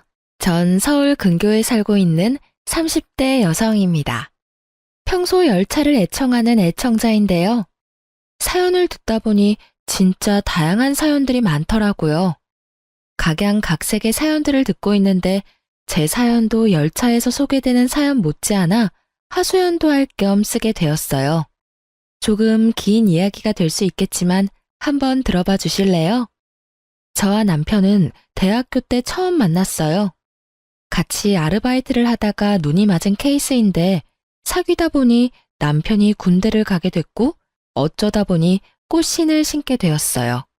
꼭 기다려야지 했던 것은 아니었는데 기다리다 보니 전역을 하더라고요. 그렇게 얼떨결에 꽃신까지 신게 된 저는 정신 차려보니 식장이더라고요. 그렇게 전 28살에 남편과 결혼을 하게 되었어요. 양쪽 집 다 고만고만했고 결혼에 보탬을 주실 만한 여유는 없었기에 저희는 다가구 주택의 월세부터 시작했어요. 안 힘들었다면 거짓말이죠. 힘들었어요. 그 월세방 벗어나보고자 남편과 저 참 열심히 살았어요. 하지만 5년이 지나도 사정은 크게 나아지진 않더라고요. 그래도 한 단계는 올라가 전세를 얻어 살게 되었죠. 이제 집 살 일만 남았다면서 저흰 서로를 보듬어주며 지냈어요. 이렇게 열심히 살다 보면 언젠가는 우리도 빚 볼 날이 오겠지 했어요. 사정이 어렵다 보니 아기 생각은 없었고 다행스럽게도 시댁에서도 크게 압박을 주진 않았어요. 남편은 3남매였는데 편의상 둘째 동생은 서방님, 셋째 동생을 도련님이라 할게요. 꽤 평화롭던 생활에 문제가 생기기 시작한 것은 서방님이 결혼을 하면서였어요. 동서는 꽤 이름 있는 회사에 다니고 있었는데 회사뿐 아니라 친정도 잘 살아서 저와는 하나부터 10까지 비교가 되기 시작했어요. 처음엔 가볍게 시작한 비교가 점차 편애와 차별로 이어지더군요. 대놓고 동서와 저를 차별하기 시작하는데 정말 속상하기도 하고 비참한 마음마저 들었어요. 다들 아시죠? 친정도 부유하고 돈도 잘 버는 며느리 떠받들고 사시는 시어머니. 그런 시어머니만 믿고 절 종처럼 함께 부려먹는 시어머니보다 더 얄미운 동서. 두 사람은 집안일이 쌓였으면 저부터 찾기 바빴어요. 저에게 모든 일을 하게 만들었고 그렇게 시댁종으로 전락해버렸어요. 저도 집에서 있는 사람 아니고 엄연히 회사 다니는 직장인인데 동서보다 좋지 않은 회사에 다닌다는 이유로 집안의 각종 행사는 제 차지가 되더군요. 그날은 동서가 시집오고 처음으로 모시게 된 아버님의 제사였어요. 다른 건 이 변명 저 변명을 대며 저에게 다 맡겼어도 다른 것도 아니고 아버님 제사인데 이번만큼은 어머님도 제대로 시키시고 동서도 제대로 제 몫은 하겠지 하고 생각했어요. 이번만큼은 혼자 죽어라 일하지 않아도 되겠다고 하며 반차를 쓰고 어머님이 사오라고 했던 재료들을 사서 시댁으로 향했어요. 어머님, 저 왔어요. 사오라고 하신 거 다 사왔는데 이거 어떻게 할까요? 어떻게 하긴? 바로 손질하거라. 네? 바로요? 동서도 아직인 것 같은데 좀 쉬다가 동서 오면 시작하면 안 될까요? 기다리지 말고 그냥 해. 둘째네는 오늘 늦는다고 했어. 지방 어디 출장 가 있는데 일 끝내는 대로 올라온다고 하더구나. 어휴, 저녁 먹기 전까지는 와야 할 텐데 얼마나 힘들 거야. 정말 어이가 없더라고요. 있잖아요, 여러분. 저는 아버님 첫 제사 때 어머님 강요로 회사 연차까지 쓰고 아침부터 시댁에 와서 하루 종일 일만 했었어요. 그것도 처음부터 혼자 할 버릇해야 손에 익는다며 저 혼자 다 했었다고요. 저한텐 그렇게 모질게 하셔놓고 동서에겐 그렇게 관대할 수가 없더군요. 동서 걱정에 시갯바늘만 바라보시는 어머님을 보고 있자니 그나마 피어오르던 전이가 상실하는 기분이 들었어요. 전 그저 입을 꾹 다물고 제사 음식을 준비했죠. 첫째야, 대충 다 했으면 나머진 저녁 먹고 하자꾸나. 다들 올 시간 됐으니 저녁부터 차리렴. 이런 날은 한 끼 정도는 시켜 드셔도 될 텐데 전쟁터와 다름없는 주방을 보고서도 느끼는 점이 없으신지 굳이 또 저녁을 차리라고 하시더라고요. 지금까진 힘들긴 했어도 이런 기분까진 들지 않았는데 이제 동서도 있는데 혼자 이러고 있으려니 더 짜증이 솟구쳤어요. 좋게 생각해보려 해도 자꾸만 끓어오르는 분노로 칼질이 거칠어지던 그때 남편과 도련님이 차례로 시댁에 들어오고 있었어요. 남편은 주방에서 고군분투하는 저를 쓱 보고선 수고했단 인사는커녕 눈인사도 하지 않고 방으로 들어가더군요. 그 얄미운 뒤통수를 보고 있는데 욕이 절로 입가에 머물더라고요. 평소에 그렇게 눈치 빠른 사람이 이럴 땐 왜 눈치라고는 없는 사람처럼 구는 건지. 남편의 행동에 한숨이 절로 나오는 그때 도련님이 옷을 갈아입고 옆에 왔더군요. 형수님, 저 뭐 할까요? 에이, 도련님, 또 그러신다. 괜찮아요. 다 했는걸요 뭐. 형수님이야말로 또 그러신다. 매번 할 일이 이렇게나 많은데 뭘 매번 괜찮대요. 일단 설거지 나온 것부터 할게요. 형수님은 음식을 맡아주세요. 전 아무리 해도 안 늘더라고요. 그러면서 말릴 새도 없이 설거지를 시작했고 그 모습을 본 어머님이 노발대발하시며 주방으로 오셨어요. 아들, 너 뭐해? 당장 나오지 못해? 보면 몰라. 설거지 하잖아. 금방 하니까 도와줄 거 아니면 나가주세요, 어머니. 네가 왜 설거지를 해? 여기 여자가 둘이나 있는데. 여자가 둘이나 있으면 뭐해? 엄마는 아무것도 안 하고 매번 형수님만 주방 붙박이잖아. 그나저나 작은 형수는 왜 아직 안 왔어? 둘째는 출장 가서 오고 있는 길이라고 하더라. 얼마나 힘들 거야? 그래서 엄마가 천천히 조심해서 오라고 했어. 잘했지? 참도 잘하셨네. 우리 형수님은 보나마나 반차 쓰고 오셔서 이러고 계실 텐데 작은 형수는 출장을 가셨어? 시집와서 처음 지내는 시아버지 제사에? 진짜 출장 가신 거면 어쩔 수 없지만 내 생각엔 아니라고 본다. 언제부터 제사라고 엄마가 노래를 불렀는데 하필 오늘 출장이라니. 엄마는 그걸 믿는 거야? 아니면 작은 형수라서 눈 감고 넘어가 주는 거야? 넘어가긴 뭘 넘어가? 출장 갔다고 하면 출장 간 거지. 넌 왜 사람 말을 못 믿니? 그 큰 회사에서 갑자기 출장 가는 일도 있고 그런 거지. 그 큰 회사라면 더욱 일정이란 걸 중시할 거니까 하는 말이야, 엄마. 아유, 됐으니까 뭐라도 도우실 거 아니면 나가주세요, 제발. 빨리 끝내고 밥 좀 먹자. 아들 배고프다고. 어머님은 도련님의 말에 할 말이 없으신지 구시렁구시렁 하시다 안방으로 들어가시더라고요. 정말 그야말로 도련님이 가려운 등을 벅벅 긁어주는 기분이었어요. 그렇게 전 입가에 미소를 지으며 저녁을 차렸고 도련님은 마지막까지 절 도왔어요. 어쩜 그리도 타이밍을 잘 맞추는 것인지 저녁을 다 차리고 나니 동서와 서방님이 들어오더군요. 엄청 바쁘다면서 쇼핑은 언제 한 것인지 어머님께 드릴 선물을 하나를 안고서 들어오는데 어머님의 얼굴엔 한바구음이 걸려있고 전 동서의 아첨에 고개가 절로 내저어졌습니다. 어머님, 저희 왔어요. 어머, 딱 맞춰서 왔구나. 지금 딱 밥상 차렸는데. 얼른 손 씻고 와서 밥 먹으렴. 시장하지? 조금요. 아, 어머님, 이거 받으세요. 이거 어머님 선물이에요. 어머나, 이게 다 뭐니? 그냥 와도 되는데 매번 이렇게 뭘 가지고 와? 에이, 어머님. 그래도 시댁 오는데 어떻게 빈손으로 와요? 어떻게 빈손으로 오기는 그냥 오면 되는 거지. 매번 빈손으로 오는 애도 있는데 뭘. 역시나 어머님의 입에선 동서를 향한 칭찬과 함께 저를 향한 비아냥도 나오더군요. 저는 귀가 없는 사람처럼 두 사람의 대화를 무시한 채 식탁에 앉았고 저의 양쪽엔 남편과 도련님이 앉았어요. 두 사람만의 세상에서 나온 어머님과 동서도 주방으로 들어왔고 정말 말 그대로 잘 차려진 밥상에 앉은 동서는 왜인지 젓가락이 허공에 떠돌고 있더군요. 새아가, 왜 그러니? 입맛에 맞는 게 없어? 네? 그게 점심때 과하게 먹었더니 좀 가벼운 게 먹고 싶어서요. 혹시 샐러드 같은 건 없을까요? 샐러드? 아유, 없으면 만들면 되지. 첫째야, 얼른 샐러드 좀 해서 오거라. 제사 지내는 날 샐러드를 찾는 게 제정신 박힌 사람이 할 수 있는 짓인가요?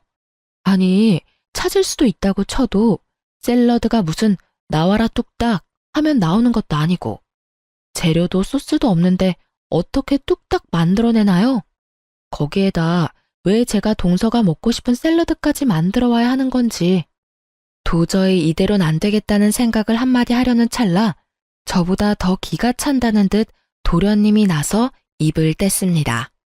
아니, 내가 웬만하면 참으려고 했는데 이게 무슨 경우예요? 작은 형수는 손이 없어요?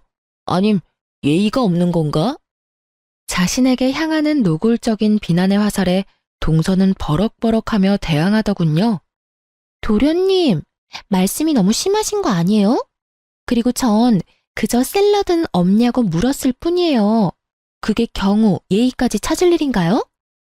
정말 몰라서 물으세요? 생각 같아선 와, 진짜 개어이가 없다는 말이 나오려다. 그것도 많이 순화해서 한 말인데. 뭐라고요? 내가 작은 형수 뻔뻔하신 건 진작 알고 있었지만 이 정도일지는 몰랐네요. 아버지 제사인 거 뻔히 알면서 출장 일정 잡은 것도 어이가 없는데 큰 형수가 기껏 차린 밥상에서 샐러드나 찾고 있는 꼴을 보자니 작은 형수 인격이 딱 보이네요. 이런 걸 보고 이런 말을 한다죠? 얼굴에 철판 잘 깔려있다. 뭐 이런. 도련님. 동서의 언성이 높아지자 어머님이 큰 싸움 나겠다 싶었는지 급하게 제지하고 나서더군요. 그만들 하렴. 첫째 넌 왜 샐러드를 준비 안 해서 왜 이 분란을 만드니? 샐러드 같은 건 네가 센스 있게 진작 준비했어야지. 넌 맏며느리라는 애가 그렇게 센스가 없어? 정말 어이가 없더군요. 이때껏 단 한 번도 샐러드 드시는 꼴을 본 적이 없는데 제가 어떤 센스를 발휘했어야 샐러드를 준비할 수가 있었을까요? 이번에야말로 제가 한마디를 해야 하는 상황 같더군요. 어머님, 제가 시집 온 지 5년이 지났어요. 그동안에 단 한 번도 샐러드를 찾으신 적이 없는데 제가 무슨 수로 샐러드를 준비하겠어요? 그러지 않아요? 그리고 동서, 샐러드가 먹고 싶으면 동서가 직접 사서 와. 없는 거 뻔히 알면서 찾지 말고. 동서 때문에 기껏 고생은 고생대로 하고 욕은 욕대로 먹고 이게 뭐야? 예, 너 지금 나 들으라고 하는 말이니? 내가 언제 너한테 욕을 했다고 그러니? 아, 그렇죠? 욕 빼곤 다 하셨는데. 전 꼭 욕 한 바가지는 먹은 기분이라 저도 모르게 말이 그렇게 나왔네요. 너 정말 웃기는 애구나. 내가 너한테 뭘 어떻게 했다고 이렇게 기분 나쁜 티를 팍팍 내고 있니? 물으시니까 말씀드려 볼게요. 어머님, 저 시집와서 아버님 첫 제사 때 일 바빠서 연차 못 낸다고 하니까 뭐라고 하셨는지 기억은 나세요? 그딴 식으로 할 거면 회사 때려치우라고 하시면서 화내셨죠? 어머님 그러시는 바람에 저 승진이 달린 프로젝트까지 포기하면서 연차 내고 와서 제사 음식 만들었어요.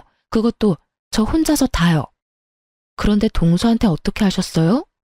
저한테 하셨던 거랑은 달라도 너무 다르시잖아요.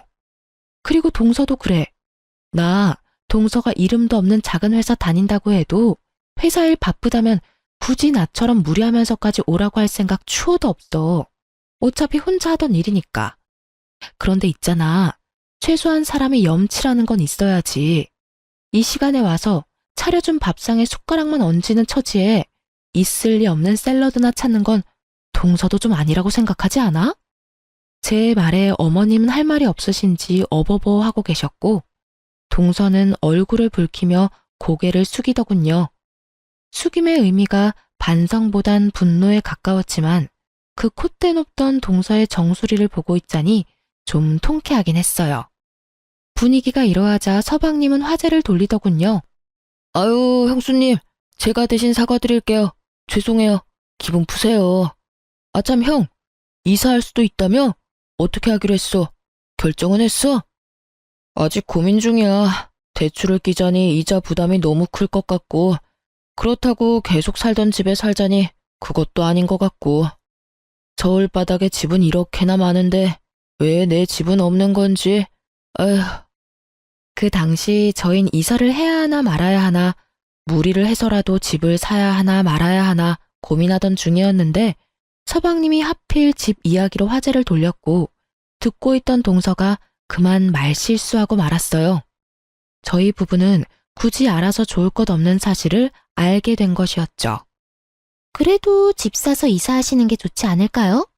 저희 집값 또 올랐어요. 당장은 이자 부담이 되더라도 일단 사시는 게 더 이득일 것 같은데. 매번 이사하는 비용도 장난 아니잖아요. 그렇지 않아요, 형님? 그렇게 생각하면 그렇긴 한데 그래도 대출 금액이 워낙 크니 고민스럽긴 해. 그나저나 집값 또 올랐어? 저번에도 올랐다고 하더니 좋겠다. 그 집 결혼할 때 산 집이지? 네, 어머님께서 장만해 주셨잖아요. 잠깐만. 지금 동선의 집을 어머님이 해주신 거라고? 네. 아, 형님 모르셨어요? 전 당연히 아시는 줄 알았는데. 어머, 저 실수한 걸까요? 그런 기분 아세요? 뒤통수를 크게 한 대 맞은 기분. 앞서 말씀드렸다시피 저흰 월세집에서 시작했습니다. 월세집에서 시작했다고 해서 큰 불만은 없었어요. 양쪽 집 다 도와줄 여력이 되지 않았으니 어쩔 수 없다고 생각했으니까요.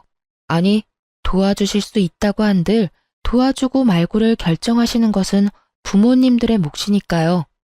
그런데요, 여러분, 저 지난 5년 동안 그야말로 시댁 일이라면 도맡아서 다 해왔어요. 동서가 시집 오고 난 뒤에도 마찬가지이고요.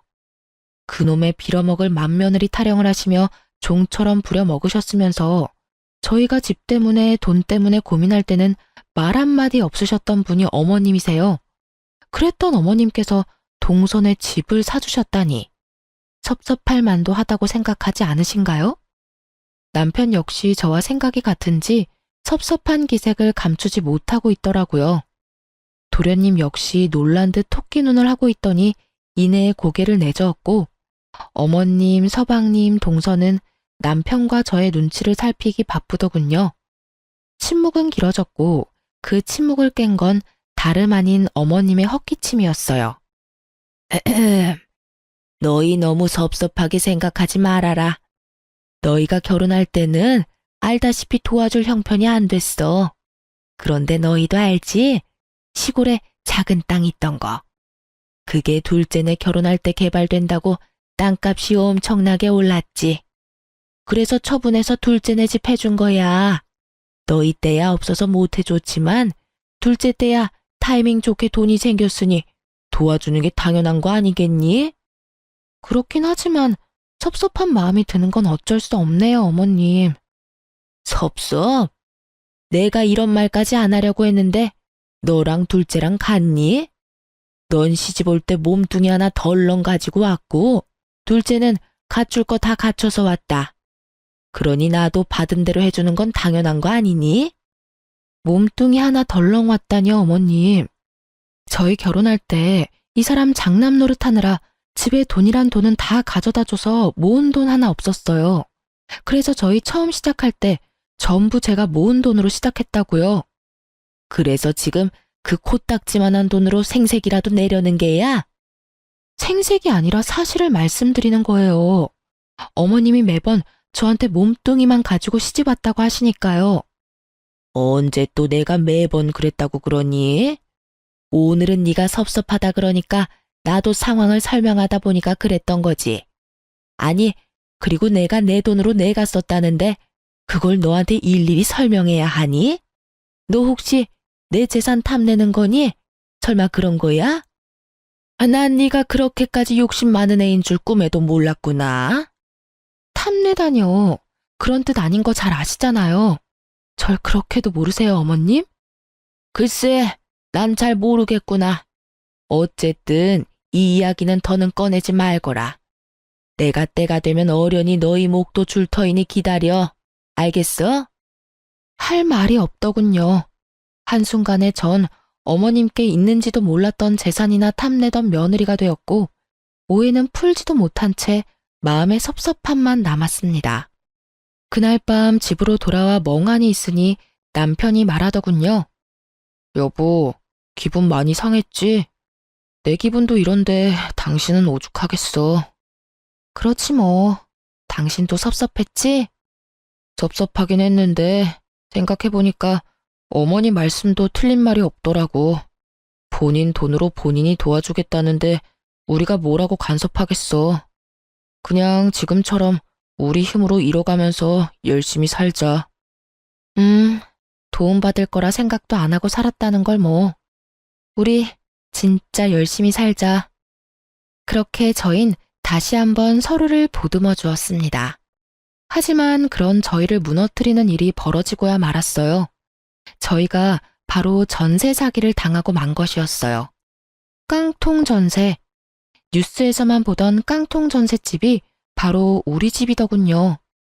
여러 채의 집을 묶어 대출받았던 터라 저희는 대출 초과라는 것을 알 수가 없었고 중개사분만 믿고 계약을 해버렸던 것입니다.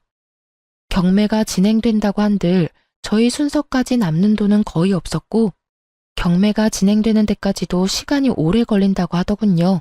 그야말로 저흰 오갈 데 없는 처지가 되어버린 거죠. 상황이 그렇게 되니 남편이 어머님께 도움을 청해봤지만 어머님의 반응은 참 차가웠어요. 어머니. 그래, 아들. 무슨 일이야? 목소리가 왜 이렇게 안 좋니? 무슨 일 있어? 그게 저희 전세 사기 당했어요. 그 돈 저희 전 재산인데 집주인이 집 여러 채를 묶어서 담보대출을 했었나 보더라고요. 금액도 많고 저희 순위가 워낙 뒷순이라서 건물을 정리해도 저희까지 올 돈이 거의 없을 거라고 하네요. 뭐? 전세 사기? 그러게 잘 알아봤어야지. 그래서 어떡하니? 지낼 데는 있어? 그래서 말인데 한동안만 신세 좀 지면 안 될까요?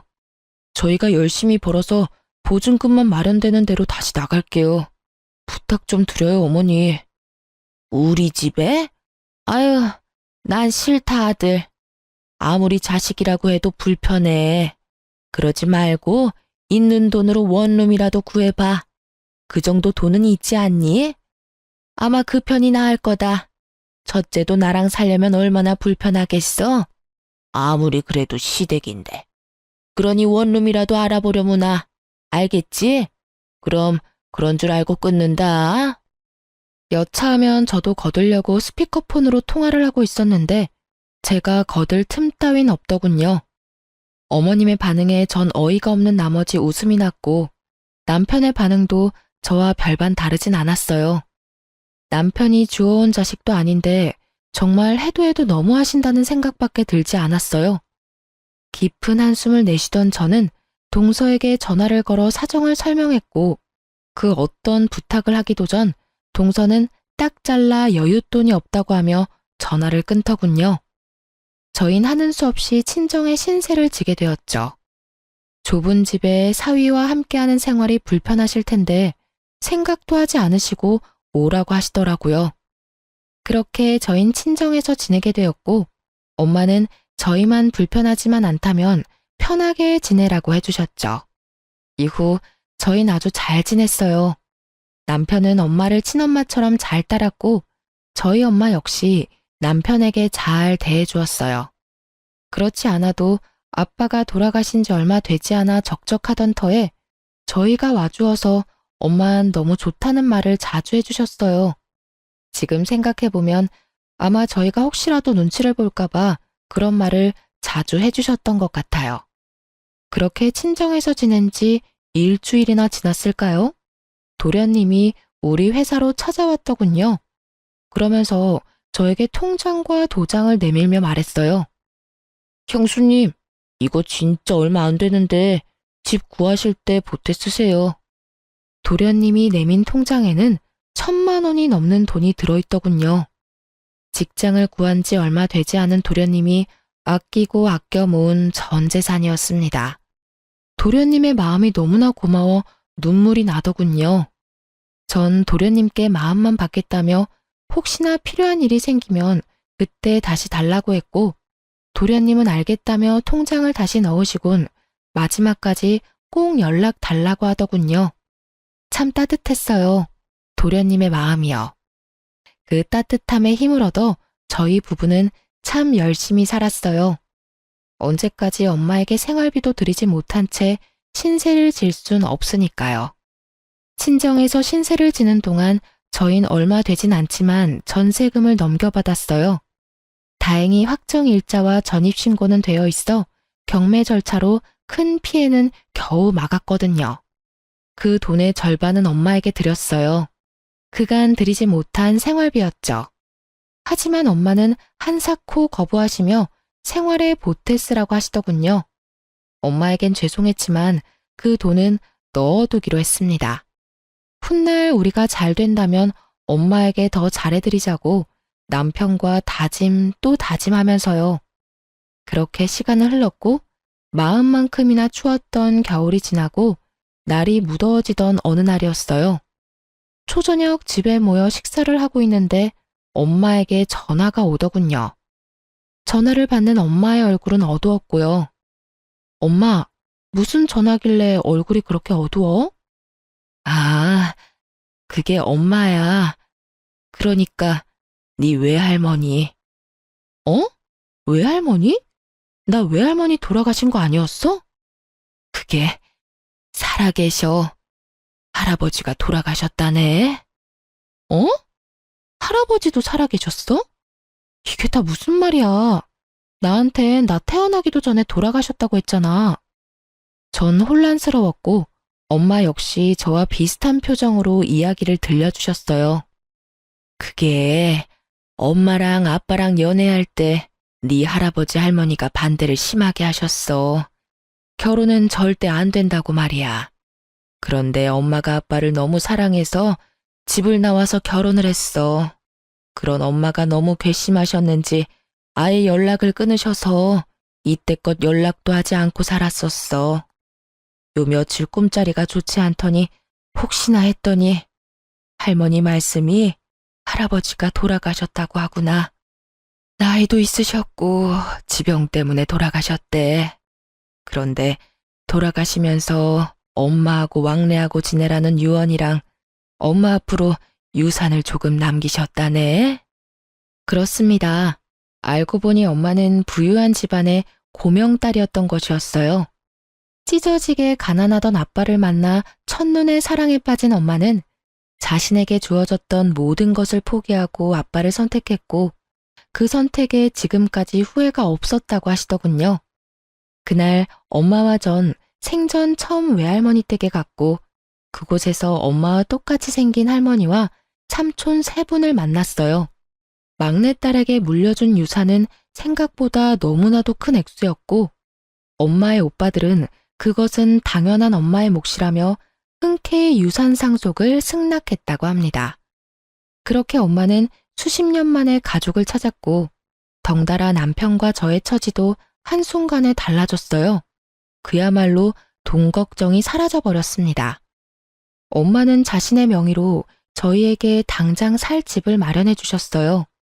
이런 저희의 소식은 남편을 통해 시댁에도 전해졌고 그날부터 시댁 식구들이 저를 대하는 태도가 180도 달라지더군요.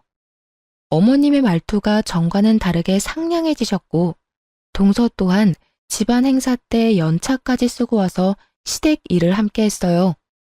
든든한 뒷배가 생기니 시댁 생활도 할만하더라고요. 다들 이렇게 스스로 나서서 일을 분담해 주니까요. 하지만 그 할만한 시댁살이도 그리 길지 않았어요. 다들 저에게 잘 대해준 이유가 있었으니까요. 그 인간 같지도 않은 것들이 속내를 드러내기 시작한 건 가을이 지날 무렵이었어요. 주말에 다 함께 모인 식사 자리에서 슬슬 말을 꺼내기 시작하더군요. 처음 입을 연 건 다름 아닌 어머님이었습니다. 저에게 말을 꺼냈다간 단칼에 거절당할 것을 알았는지 남편에게 말을 붙이더군요. 저기 동훈아, 부탁이 있는데 말이다. 네, 어머니, 말씀해 보세요. 무슨 일 있으세요? 그게 둘째네가 둘 다 회사를 그만둔다고 하는구나. 사업이 하고 싶은가 봐. 네? 그게 사실이야? 사실이에요, 재수씨. 둘 다 직장 좋은데 갑자기 왜 사업 바람이 불었대. 다시 잘 생각해봐. 친구들 보니까 퇴직금에 집 담보대출까지 내서 사업들 하던데 잘 되는 꼴을 본 적이 없어. 다들 직장 생활을 하던 그때가 그립다고 하더라니까. 그러니까 너랑 재수씨도 잘 생각해. 결혼한 이래에 남편의 입에선 가장 바른 말이 흘러나왔고 남편의 말을 듣고 있던 동서가 말했어요. 저희 충분히 오랜 시간 고민하고 내린 결정이에요. 그래서 말인데 저희 사업에 투자 좀 해주시면 안 될까요? 들어보니 형님 친정에 엄청 큰 돈 생기셨다고 하던데 두 분께서 사돈 어르신께 잘 말씀드려 주시면 안 될까요? 제 돈도 아니고 친정엄마의 돈을 빌려달라도 아니고 투자하라뇨. 이건 그냥 내놓으라는 말이 아닌가요? 무리한 요구를 하는 세 사람보다 더 어이가 없는 것은 남편이었어요. 단칼에 거절해야 할 상황에 고민하고 있더라고요. 괜히 제가 나섰다간 가족 간의 마음만 상할까 싶어 지켜만 보려고 했는데 남편 하는 꼴을 보니 이대로 뒀다간 없는 돈으로 사업 자금을 대준다고 덜컥 약속이라도 할 것 같아 입을 뗐어요. 아니 동서, 지금 그 말이 말이 된다고 생각하고 말하는 거야? 애초에 말이 되지 않잖아. 우리 엄마 돈으로 왜 동선의 사업에 투자를 해야 해? 동선의 친정 잘 살잖아. 그렇게 사업이 하고 싶으면 동선의 친정에 가서 말해. 사돈한테까지 손 벌리지 말고. 그게 저희 친정에선 시집간 딸한텐 투자는 해주지 않으신다고 해서요. 동서 친정에서도 안 한 투자를 우리 친정에선 할 거라고 생각했어? 투자할 생각 없으니까 다신 이 이야기 꺼내지도 마. 그 뒤로도 여러 이야기가 나왔지만 전 다 무시한 채 밥만 먹고 집으로 돌아왔습니다. 세 사람과 입씨름을 한 터라 고단했는데 남편까지 절 들들 볶더라고요. 우리가 매몰차게 외면당했던 것은 기억도 나지 않는지 한 번만 도와주자고 저를 설득하다 자기 맘대로 되지 않자 화까지 내곤 방으로 들어가 버리더군요. 그러든가 말든가 전 신경을 쓰지 않으려고 했는데 며칠 뒤 도련님에게 연락이 와 하는 말은 도저히 제가 신경을 끌 수 없는 상황이었습니다. 전 이 빌어먹을 집안과 끝내야 하겠다는 결심을 하게 되었어요. 형수님, 조심하셔야 해요. 엄마, 형, 작은 형수까지 지금 제정신이 아니에요. 말도 안 되는 계획을 세우고 있는데 도저히 이건 아니다 싶어서 전화했어요. 도련님의 기뜸이 있어서였을까요? 이후에 일어나는 모든 일이 놀랍지도 않더라고요. 도련님에게 모든 사실을 듣고 난 후 어머님은 집을 팔아 저희 집으로 짐을 싸서 들어오셨어요. 그 집을 팔아 서방님의 사업 자금을 대주셨다고 하더라고요. 예상했던 일이었어요. 예상보다 빠르게 움직이시긴 했지만요. 남편과 어머님은 합심해 저를 압박하기 시작했고 전 아무것도 모르는 척 그 장단에 맞춰주었죠. 저의 연기에 어머님은 콧방귀가 절로 나오는 말을 하더군요. 그래서 제가 뭘 어떻게 해드리면 되는데요. 저 요즘 두 사람 때문에 너무 힘들어요. 저 좀 그만 괴롭히고 원하시는 걸 말씀해 보세요, 어머님. 아가, 그게 나 신축 아파트에서 살아보는 게 소원이야, 신축.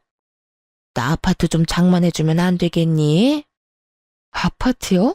그것도 신축이요?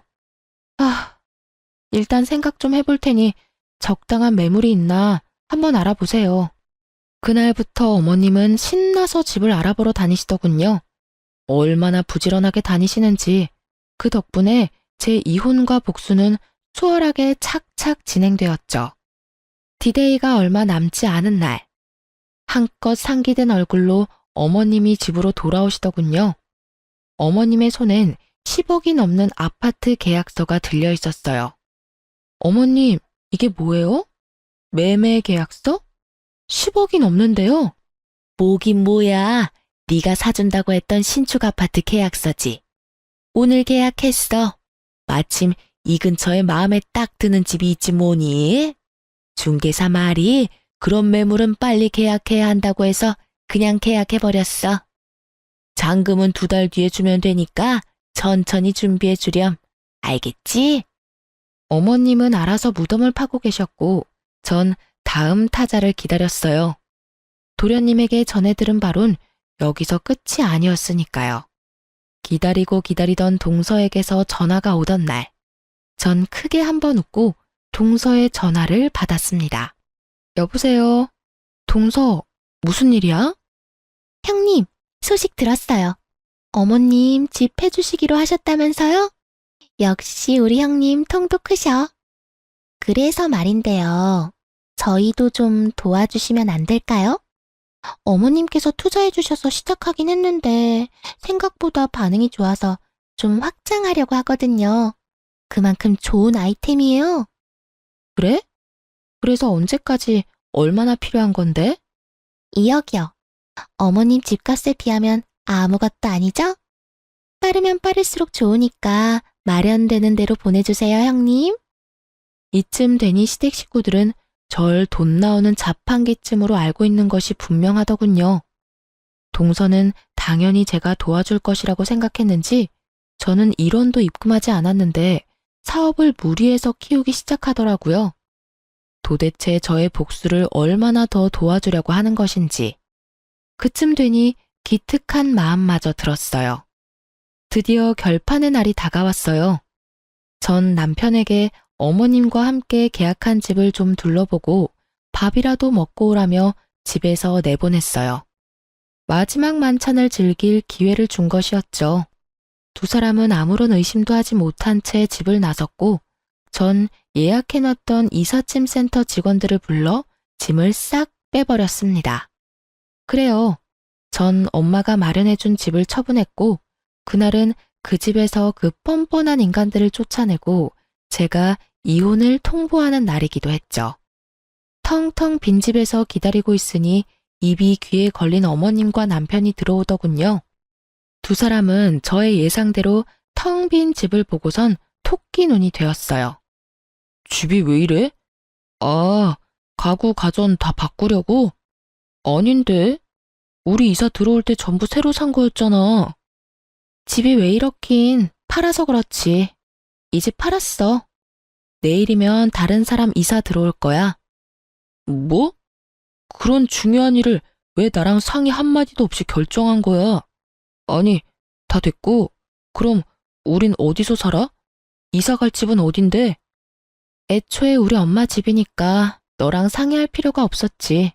여기서 나가면 너는 너대로 나는 나대로 살 거라서 이사 갈 집 따윈 없어. 아까부터 도대체 무슨 말을 하는 거야? 너는 너대로 나는 나대로 산다니. 나랑 이혼이라도 하겠다는 말이야? 나 당신이랑 이혼할 거야. 제가 이혼을 논하며 이혼 서류를 남편에게 건네자 남편은 충격이 큰지 입을 다물었고 어머님이 노발대발하며 따지고 드시더군요. 너 진짜 정신이 어떻게 된 거 아니니? 아까까진 아무 말도 없다가 갑자기 이혼은 무슨 이혼이야? 이혼은 무슨 이혼이긴요. 그냥 이혼이죠. 제가 웬만하면 어머님이나 어머님 아들이나 데리고 살아보려고 했는데 머릿속에 든 게 웬만하지 않더라고요. 그래서 어쩌겠어요? 이혼해야죠. 예, 너 아까부터 도대체 무슨 말을 하는 거야? 우리 머릿속에 뭐가 들었다고 그러는 거야? 답답해서 미치기 직전인 어머님과 아직도 혼이 나가 있는 남편을 위해 저는 대답 대신 도련님께 전해받은 녹음 파일을 틀었습니다.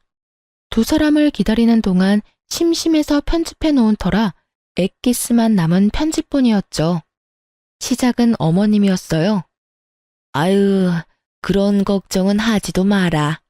일단 밀고 들어가면 자기가 어쩌겠어? 그래도 내가 시어머니인데 쫓아내기야 하겠어?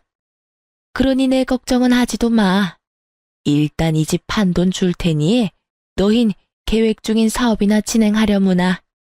그래도 어머님, 형님네서 같이 사시려면 불편하지 않으시겠어요?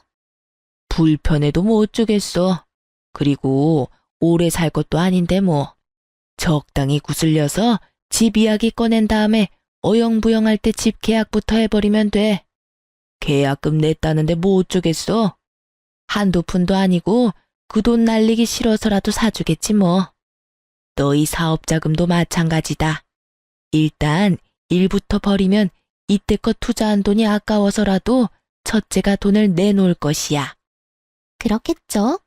하긴 이미 들어간 돈이 많아서 형님이 도와주실 것 같긴 해요. 어머님, 대단하세요. 어떻게 그런 생각을 다 하셨어요? 내가 아니고 네 아주버님 생각이야. 그래도 자기 마누라라고 어떻게 구워 삶으면 되는지 정확히 알더라니까. 어머, 정말요? 아주버님, 감사해요. 저희가 진짜 열심히 해서 꼭 보답할게요. 그런데 정말 이혼하시려고요? 형님 좀 답답한 구석이 있어서 그렇지 생활력도 강하고 부지런하잖아요. 거기에다가 이제 집도 잘 살게 됐고. 그러지 말고 다시 한번 생각해 보세요. 그래서 이혼하려고요. 같이 사는 여자가 생활력 강하고 부지런하면 그것만큼 피곤한 것도 또 없어요. 이제 돈도 있겠다. 좀 편하게 살아도 될 텐데 얼마나 아득바득 아끼는지 이해가 안 된다니까요. 이참에 어머님 집 한 채, 동생 사업 자금 확실히 뜯어내고 저도 이것저것 일 만들어서 좀 뜯어내면 이혼하려고요. 이혼할 때 재산 분할도 하면 제 주머니도 두둑할 거고 그 돈으로 새 출발할 겁니다. 착각도 자유라고 하더니 어쩜 남편이라는 놈이 절 몰라도 그렇게나 모를 수가 있는지. 몇십 번을 들어도 웃긴 저와는 달리 두 사람의 얼굴은 잿빛으로 변해 누가 먼저라고 할 것도 없이 무릎을 꿇고 빌기 시작하더군요. 아니야 여보, 이거 다 오해야. 내가 당신이랑 설마 이혼하겠어? 그래 아가, 얘가 너를 얼마나 사랑하는데 미쳤다고 이혼하겠어? 그냥 분위기가 그러니까 그냥 그렇게 말만 했을 뿐이란다. 오해라고 하기엔 그간의 상황이 너무 녹음된 대화대로 흘러간 것 같지 않아? 난 있잖아. 당신 집안 호구짓이나 할 생각은 추호도 없고 당신한테 나눠줄 재산도 없으니까 꿈깨. 알겠어? 전 단호하게 대답했고 남편은 단호한 저의 태도에 태세를 바꿔 뻔뻔하게 나오더군요. 그럼 이 집이라도 나한테 내놔. 그러면 그까짓 이혼 깔끔하게 해줄 테니까. 이 집 안 주면 나 당신이랑 절대로 이혼 안 할 거야. 알겠어? 당신 머리는 붕어 대가리니? 내가 아까 분명 집 팔았다고 했을 텐데. 그럼 집 판 돈이라도 내놔. 집 판 돈이 왜 나한테 있겠어? 이 집 주인은 처음부터 끝까지 우리 엄마였는데. 당신 혹시 이 집이 내 명의라고 생각한 거야? 너답다 진짜. 이 집 판 돈은 이 집 주인인 우리 엄마 통장으로 고스란히 들어갔어. 그러니까 이 말은 당신한테 줄 돈은 땡전 한 푼도 없고 오히려 당신이 나한테 위자료를 줘야 할 상황이라는 말이야. 알겠니? 제 말에 남편은 망연자실하며 저를 바라보았고 저는 그런 남편에게 한마디 더해주었습니다. 그렇게 누누이 내가 말했잖아. 우리 엄마가 유산을 받았을 뿐이지 나는 돈이 없다고. 자세히나 알아보고 나댔어야지. 이게 뭐야? 돈은 돈대로 다 날리고 이혼은 이혼대로 하고. 하여튼 이혼이나 해줘. 당신이 하기 싫다고 해도 하게 될 테니까 괜히 힘 빼지 말자 우리. 저의 쐐기 말에 상황을 되돌리긴 늦었다는 것을 감지한 두 사람은 곡소리를 내며 울기 시작했고 전 두 사람을 뒤로 한 채 엄마가 있는 할머니 댁으로 갔어요. 전 할머니 집에서 지내며 이혼 소송을 준비했어요. 예상했던 대로 남편은 이혼하지 않겠다고 버티기 시작했기에 다른 방법은 없었죠. 소송은 당연히 저의 손을 들어주었어요.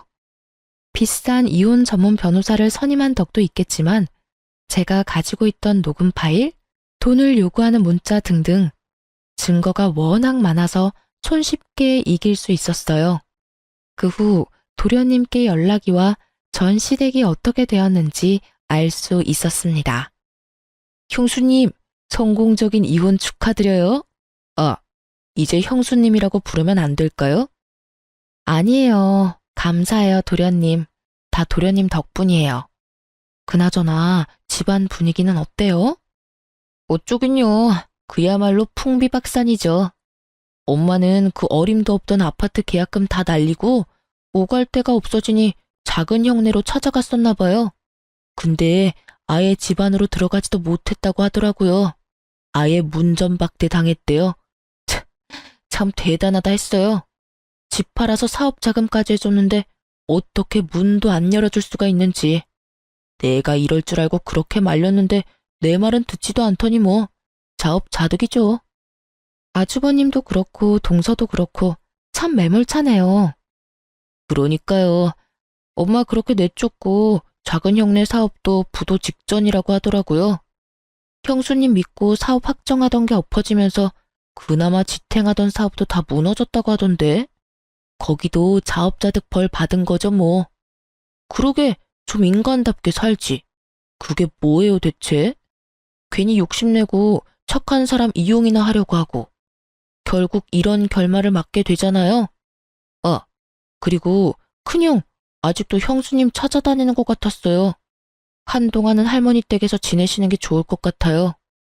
마지막까지 도련님은 제 걱정이네요. 감사해요 여러모로. 그나저나 도련님은 어떻게 지내요? 식구들이 심한 말은 하지 않아요? 자기들끼리 지지고 볶고 한다고 저는 안중에도 없어요. 저도 큰 관심 없고요. 저요, 우리 식구라면 아주 지긋지긋해요. 그때 형수님 드렸던 통장 있죠? 그거 엄마 주고 그냥 외국으로 나가려고요. 아마 이르면 다음 달? 그쯤에 출국할 것 같아요. 해외 지사 신청했는데 운 좋게 제가 가게 됐거든요. 거기에서 저도 가족들은 있고 재출발할 계획입니다. 축하한다고 해야 할지 참 애매하네요. 그래도 축하해야겠죠? 그럼요. 마음껏 축하해주세요. 저 진짜 진심으로 기쁘거든요. 축하해요, 도련님. 네, 경수님, 행복하세요. 도련님과의 통화를 마지막으로 전 그 지긋지긋한 집안과도 끝이 났습니다. 요즘 전 엄마와 함께 할머니 댁에서 잘 지내고 있어요. 엄마도 누군가의 딸이었다는 사실을 새삼 느끼고 있답니다. 은근슬쩍 어리광을 부리는 낯선 엄마와 징그럽게 어리광을 부리냐며 핀잔을 주시지만 다 받아주는 할머니를 지켜보는 재미가 아주 쏠쏠해요.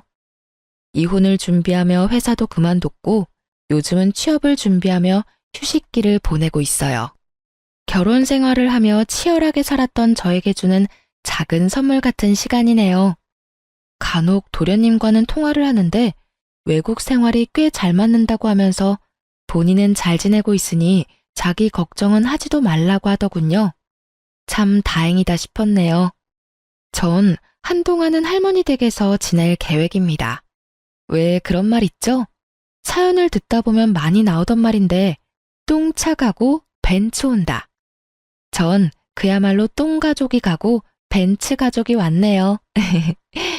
이 사연을 마지막으로 이젠 정말 그 지긋했던 인연들을 잊고 새 출발하려고 합니다.